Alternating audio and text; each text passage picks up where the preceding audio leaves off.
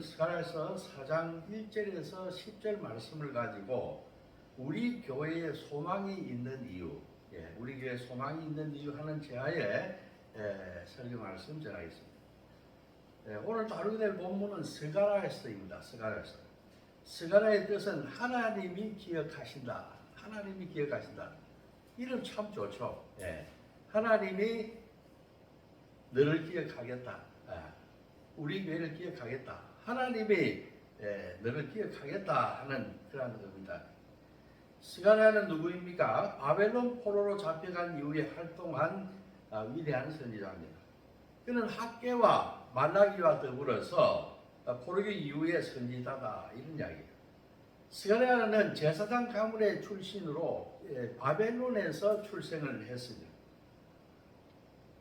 또 바사왕, 페르시아왕 고레스의 허락으로서 5만 명이 바벨론에서 예루살렘으로 귀환할 때에 함께 돌아왔죠. 스가랴는 아버지가 일찍 죽었습니다. 그래서 그 할아버지 이또의 손자로 이렇게 성경에서는 소개되고 있습니다. 스가랴는 예레미야와 에스겔처럼 선지자이면서 동시에 제사장인 그러한 특이한 인물이다. 스가랴의 연령은 몇 살인가 밝히지 않았지만 오늘 본문 2장 4절을 보게 되면 소년이다 이렇게 기록되어 있습니다. 스가랴는 학개가 예언을 한 2달 후부터 사역을 활동을 시작했습니다.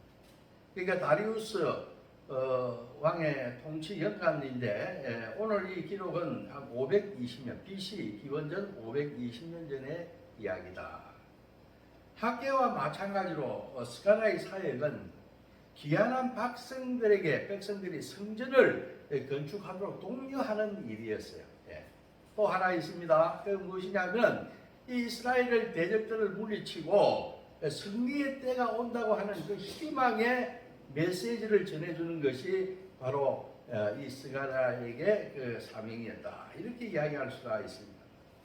오늘 스가랴서는 총 14장으로 구성되어 있어요. 14장인데 크게 두 가지로 대별할 수가 있습니다. 어떻게 나누는가 하면 1장에서 8장까지는 주로 8가지 환상에 대해서 설명을 하고 있어요. 환상입니다. 이 어려운 거예요. 우리 요한계시록 보면은 환상들 이런 거 많이 다루죠. 꿈과 환상 이런 거. 그래서 어려운 거예요. 그래서 이 스가랴서는 계시록이다. 요한계시록도 있지만은 이 스가랴서는 환상이 8개나 다루고 나오고 하기 때문에 오늘 본문에서 다루는 것은 5번째 환상을 가지고 제가 지금 설교를 하는 겁니다. 그래서 하나의 계시록이다 이렇게 스가랴서를 부르는 사람들이 있습니다. 그리고 나머지 9장에서 14장까지는 또 종말적인 사건과 천년 왕국의 도래에 관해서 다루고 있다고 하는 것입니다.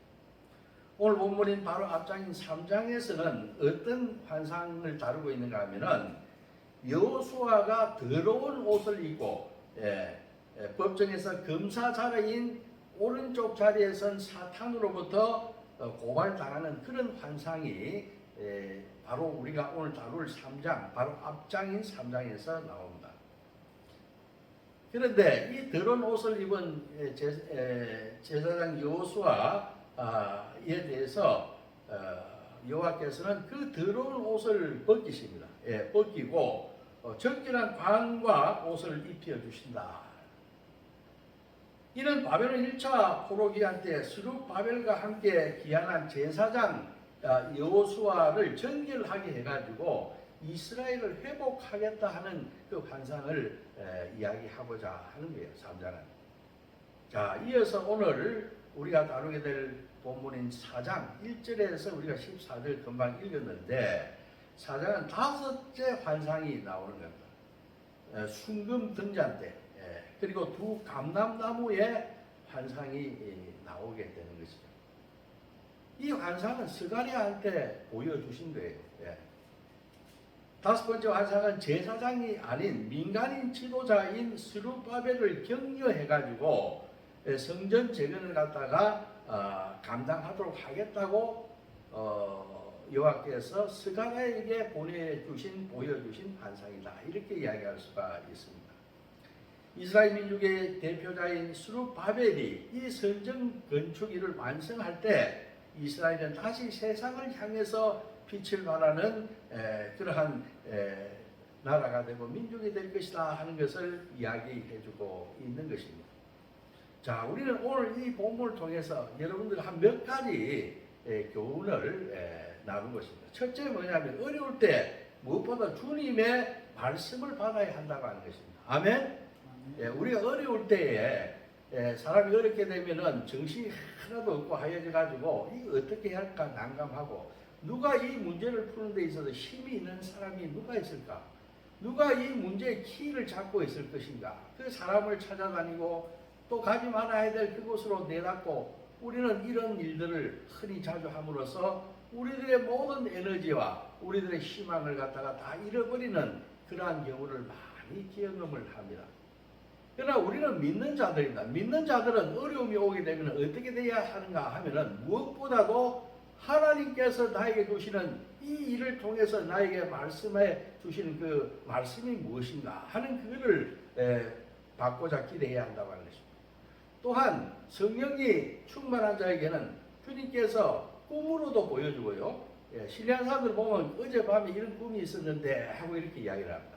꿈을 통해서 나타나고 또한 다른 사람을 통해서 나타나고 어떤 환상을 보여주기도 하고 이런 것들이 옛날 이야기만이 아니고 오늘날에도 믿음이 충만한 자에게는 하나님께서 그 사건 가운데 임하셔가지고 그 뜻의 의미 주님께서 하시는 말씀을 주세요. 그것을 우리는 바라고 기억해야 한다고 하는 것입니다. 스가랴서가 기록될 당시 이스라엘은 페르시아의 속주였어요. 식민지였다 이런 이야기입니다. 그렇기 때문에 지금 스룹바벨이라고 하는 민간인인데 이 민간인은 이스라엘의 왕으로 온 것이 아니라 그 속주 중에 하나인 이스라엘을 다스리는 총독으로 왔다 이렇게 이야기합니다. 민간인이에요. 이게 제사장도 아니고 이 성전 건축을 갖다가 하라는 그런 사명을 받고 파견된 총독이다. 하나님은 3장에서 대제사장 여호수아를 바로 세워주신과 동시에 이번에는 성전 건축의 임무를 받은 민간인인 스룹바벨을 갖다가 도와주신다 하는 것입니다. 하나님은 스룹바벨에게 주신 임무는 분명하죠. 무너진 성벽을 재건하라는 것입니다. 아멘? 무너진 성벽을 재건하라. 그런데 어떻습니까? 무너진 성벽 재건하려고 아주 의욕적으로 나섰습니다. 그런데 한 2년간 열심히 했어요. 그런데 2년간 열심히 하다 보니까 방해자들이 많이 나타나가지고 이 성전 건축을 시기하고 방해하고 못하게 했다고 하는 것입니다. 그게 우리 에스라서 4장 4절에서 6절에 보게 되면은 이런 내용이 잘 나와 있습니다. 그러니까 이스라엘 민족이 기한해가지고 성전을 건축한다고 하니까 그 사람들이 뭐냐면은 그 적대관계에 있는 사람들이 시기하고 질투해가지고 계속 민원을 넣어가지고 소송을 제기해가지고 공사를 갖다가 금지시켜버려요. 요즘도 그런 게 있죠. 가처분 금지, 처분 금지 가처분. 공사를 더 이상 못하게 하고 법원의 판결이 내려질 때까지 공사 중단하는 거 아니십니까? 그 건설회사들은 그거 굉장히 두려워하죠.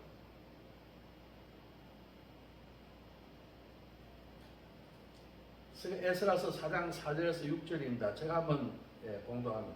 이로부터 그 땅 백성이 유다 백성의 손을 약하게 하여 그 건축을 방해하되 바사왕 고레스 시대부터 바사왕 다리오가 즉위할 때까지 관리들에게 뇌물을 주어 그 계획을 막게 했으며 또 아하수에로가 즉위할 때 그들이 글을 올려서 유다와 예루살렘 주민을 고발하니라.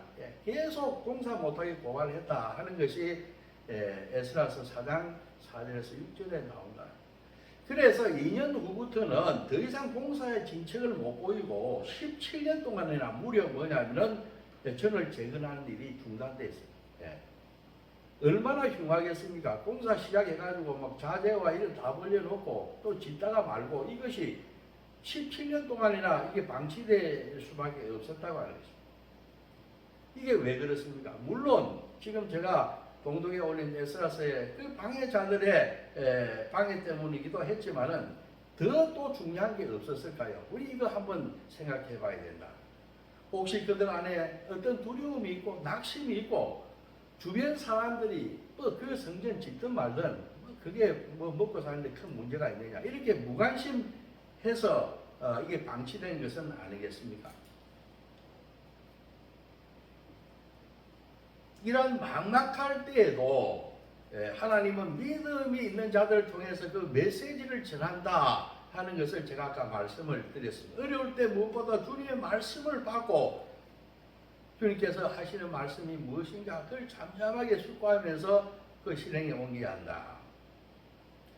아브라함 이때에 하나님이 민간 지도자인 총독 스룹바벨이 아닌 제사장 스가랴한테 나타나서 오늘 이 말씀을 해주신 겁니다.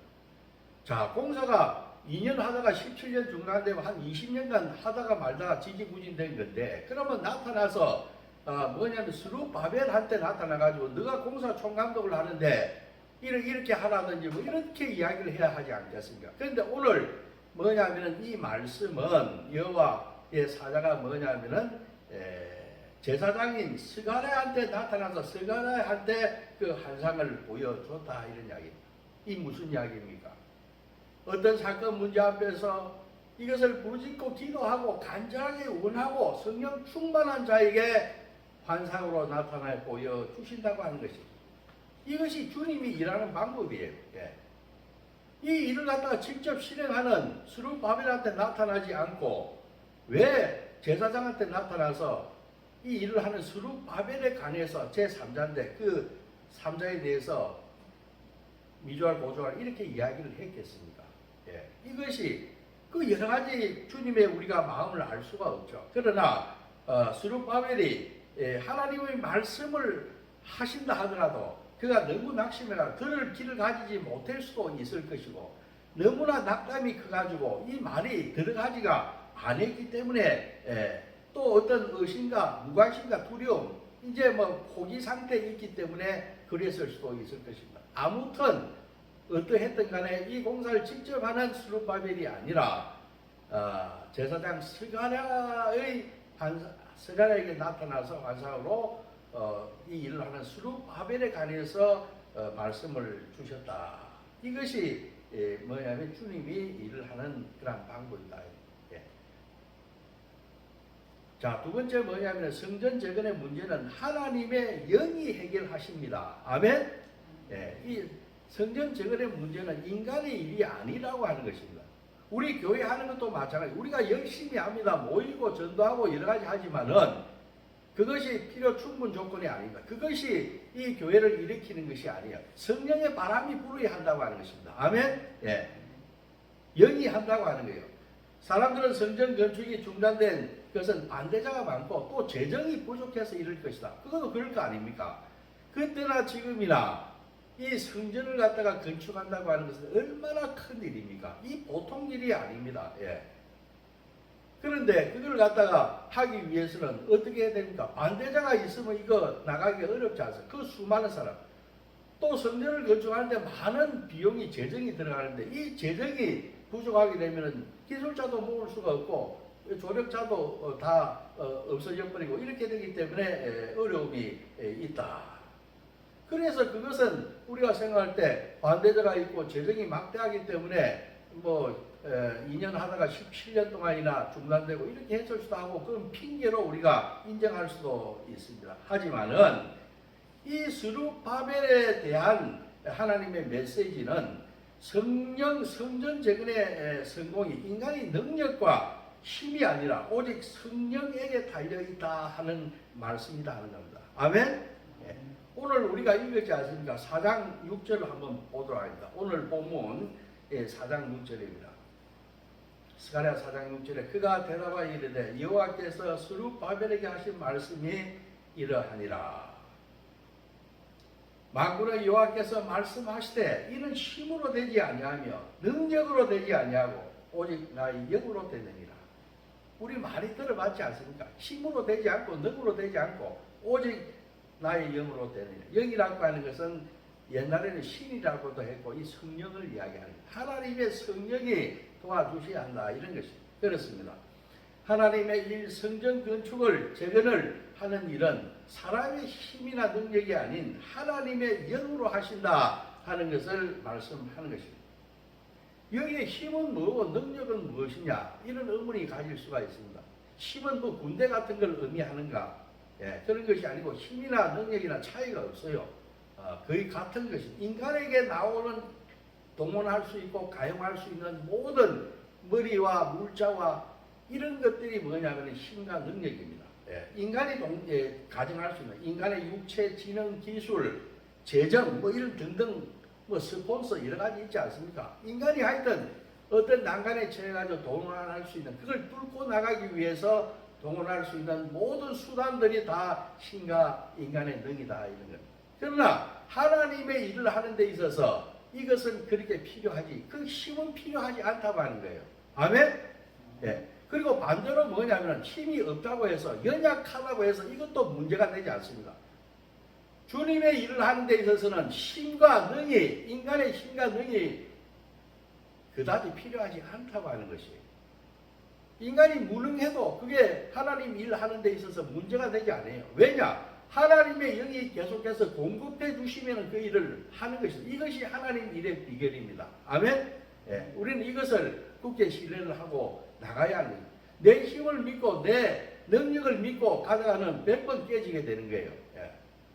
이것이 일이 내 개인의 일이 아니고 성전을 건축하는 거고 교회를 개척하고 교회를 세우고 복음을 전파하고 이 지역을 갖다가 변화시키고 이런 것들은 뭐냐면은 그것이 우리 개인의 일이 아니라고 하는 거죠. 그것은 하나님이 하시는 하나님의 일이고 이것은 사람의 능력 많고 세고 강하고 문제가 안 되고 또 연약하고 나는 할 수가 없어요. 그래서 도망가고 이 중요한 것이 아니라고 하는 것이에요. 하나님께서 붙드시고 부어주시면 하시는 것입니다. 예. 우리가 아무리 회의를 하고 계획을 짜고 힘 있는 사람들을 구하고 그래서 힘을 쏟아부어서 실행한다 해도 이런 것이 하나님 일의 일을 이루는 결정적인 관건이 아니라고 하는 것입니다.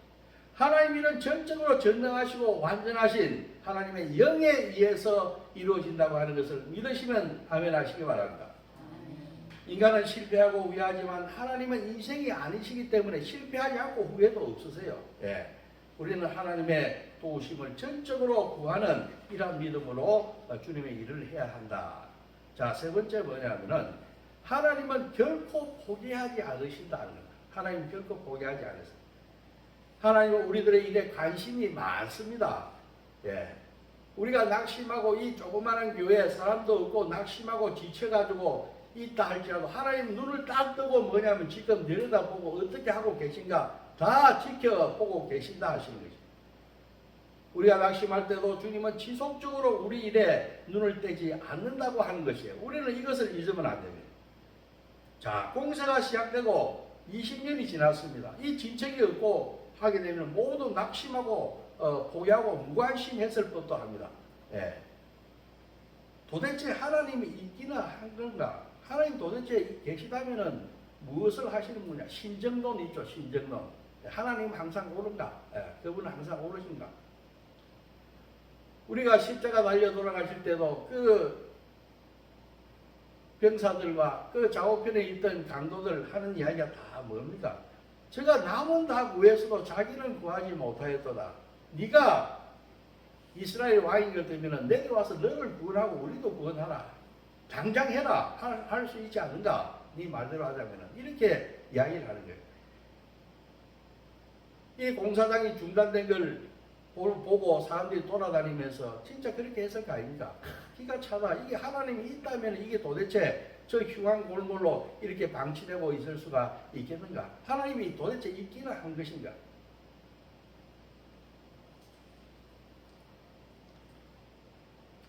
그러나 기억하시기 바랍니다. 하나님은 그 일을 하는 사람들과 함께 하시며 결코 당신의 일을 포기하지 않는다 하는 것입니다. 그래서 하나님이 스가랴에게 나타나서 스룹바벨의 일을 하는 스룹바벨에 관해서 이야기를 지금 해주시는 겁니다. 우리가 오늘 읽었던 본문 스가랴서 4장 8절에서 9절 한번 보시기 바랍니다. 8절에서 9절에 보게 되면은 여호와의 말씀이 또 내게 임하여 이르시되 스룹바벨의 손이 이 성전의 기초를 놓았은즉 그의 손이 또한 그 일을 마치리라 하셨나니 만군의 여호와께서 나를 너희에게 보내신 줄을 내가 알리라 하셨느니라. 자, 이 무슨 말입니까? 지치고 낙심한 스룹바벨을 격려하는 말씀 아니겠습니까? 스룹바벨이 지금 두려움과 의심, 나약함과 답답함, 또 그런 상황이 있었겠지만은 그의 손을 통해서 이 성전 공사를 시작했기 때문에 그 손을 통해서 이 일을 이루겠다고 하시는 것입니다. 예루살렘의 성전을 위해서, 재건을 위해서 하나님께서 스룹바벨을 택해서 사명을 주셨고 또 예루살렘으로 그 일을 하기 위해서 바벨론에서 기한을 시키셨다 하는 겁니다. 하나님께서 스룹바벨을 통해서 성전 재건의 일을 마치시라고 하는 것입니다.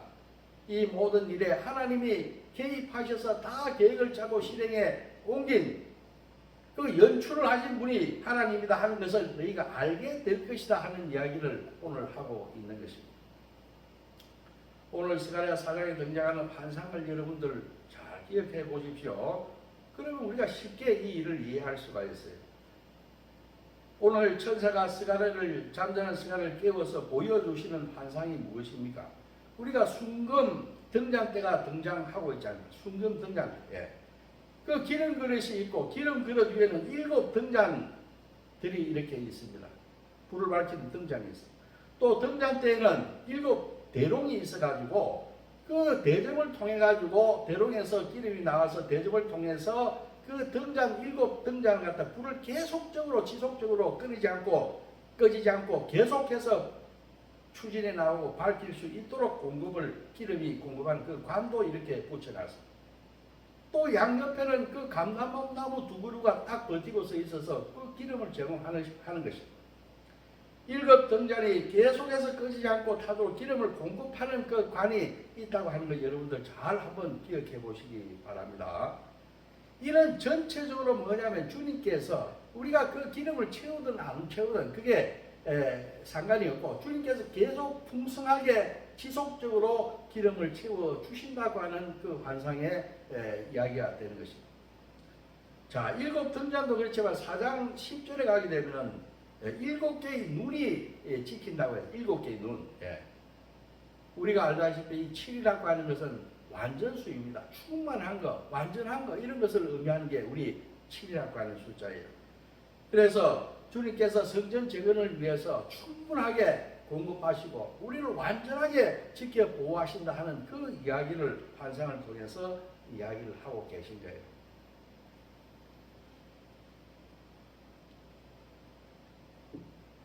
자, 이제 말씀을 맺고자 합니다. 그 당시의 성전 재건을 오늘로 해석하면 오늘은 무슨 일이 될까? 저는 이걸 갖다가 스룹바벨에게는 성전 재건이었지만 오늘 제가 해석하기에는 이거는 교회를 세우고 교회를 개척하고 교회를 세워나가는 일이 바로 오늘날의 성전 재건이 아니겠는가? 저는 그렇게 생각을 해봤습니다. 우리가 이 땅을 살아가는 동안 하나님께서는 우리를 통해서 교회를 개척하고 또 건강한 교회로 그 교회가 잘 성장해 갈 수 있도록 세워나가는 일을 주님께서는 오늘 간절하게 원하신다 하는 그런 마음을 본문을 통해서 읽을 수가 있습니다. 오늘 읽은 본문 7절에 보게 되면은 큰 산이 평지가 된다고 이야기했지 않습니까? 큰 산이 스룹바벨 앞에 평지가 된다고 했어요. 그렇습니다. 우리들한테는 이 개척교회, 이 힘든 교회를 오늘날 하게 되면은 여러 가지 적대자들이 있고 우리를 박해하고 비난하고 협조하지 않고 하는 그런 많은 산들이 있어요. 그러나 우리가 절망하지 말라고 하는 것이 이 산들은 곧 주님께서 평지를 만들어 주신다고 하는 거예요. 또 오늘 10절에 보게 되면은 스룹바벨의 성전이 솔로몬 성전보다 적고 화려하지 않기 때문에 이것은 작은 일이 다 이렇게 생각할 수가 있습니다. 우리가 솔로몬 성전보다도 더 훌륭한 성전을 만들어 본 적이 없다고 하지 않습니까? 근데 스룹바벨 성전은 그거에 비하면 별 볼 일 없는 성진일 수도 있다. 뭐 거기에 비하면은 이거 아무것도 아니 이렇게 생각해서 이게 작은 일이다 이렇게 생각할 수가 있는데 주님께서는 그게 작은 일이 아니라고 말씀을 하고 있는 것입니다. 자, 이어지는 11절에 보게 되면 등잔대 좌우에 두 감람나무가 나옵니다. 여기에서 이스라엘의 회복을 위해 쓰시는 여호수아 대제사장 여호수아와 또 민간인 총독 스룹바벨을 이야기하는 겁니다. 두 감람나무는 오늘날 우리 교회 사역하시는 우리 제도 있고 바로 우리 박영희 목사님도 있고 두 감람나무처럼 이렇게 뭐냐면은 주님께서 붙여주셔서 우리들을 갖다가 이 교회를 세우게 하신다 이런 것입니다. 자, 건강한 교회가 된다고 하는 것, 성공적인 교회가 된다고 하는 게 뭡니까? 그건 사람 숫자가 많고 시설이 좋고 큰 교회가 돼야 그것이 성공한 교회고 그게 큰 일이고 그런 것이 아닙니다. 우리가 그루터기로 남아서 이 자리를 지키고 계속해서 예배드리고 하는 것이 중요하고 또 주님께서는 우리 각자에게 여기 몇 명 되지 않지만은 우리 각자에게 뭐냐면 다 달란트를 주셨어요. 그러면 우리가 그 달란트를 가지고 이걸 달란트를 갖다가 뭐냐면 잠재우지 않고 이걸 개발해 가지고 이 교회를 주님께서 그토록 원하는 이 교회를 세워 나가는 일에 매진하는 것을 주님께서는 원하신다 하는 것을 우리가 알 수가 있습니다. 우리가 이 작은 교회 세워 나가는 것 이거 작은 일 아닙니다. 주님께서는 아주 어떤 큰 일보다도 더 소중하게 보실 것입니다. 우리가 어떤 큰 교회를 사람이 많고 이런 걸 하고 또 우리가 선교하고 뭐 이렇게 하는 것이 우리의 사명인데 이걸 위해서 저 멀리 나가고 해야지 해외로 나가고 이렇게 해야지 무슨 큰 일을 하는 듯하고 이렇게 생각을 할 수가 있습니다. 그렇지만은 우리는 이곳이 우리가 예가교회가 서 있는 이 행신동 이 지역이 뭐냐면은 우리에게 주어진 사역지입니다. 그래서 너에게 성령이 임하시면은 너희가 권능을 받고 예루살렘과 유대와 사마리아 온 땅까지 이르러 내 증인이 되리라 지상 명령을 주셨어요. 우리 믿는 자에게는 우리가 예루살렘과 유대와 사마리아와 땅끝까지 이르러서 예수 그리스도의 십자가의 사랑과 그 구원을 갖다가 우리가 증거해야 되고 계속 추구해야 되고 우리도 그러한 삶을 살아야 한다는 이것을 뭐냐면 우리는 계속적으로 전해야 되는 사명을 받았다는 것입니다. 이 사명을 전하기 위해서 우리는 이 지역에 지금 세워져 있는 겁니다. 이 작은 일이 아닙니다. 간단한 일, 작은 일, 별 관심 없는 일이 아니다 이 말입니다. 제가 이전에 그 태국의 치앙마이가 아니고 치앙라이라고 하는 그 골든 트라이앵글이라 해서 캄보디아, 라오스, 태국 이렇게 접경한 그 지역에 수년간 가가지고 저는 그때 이발도 해주고 이발 봉사도 하고 그 다음에 어떤 신학생도 가르치고 하는 그런 그 매년마다 간 적이 있습니다.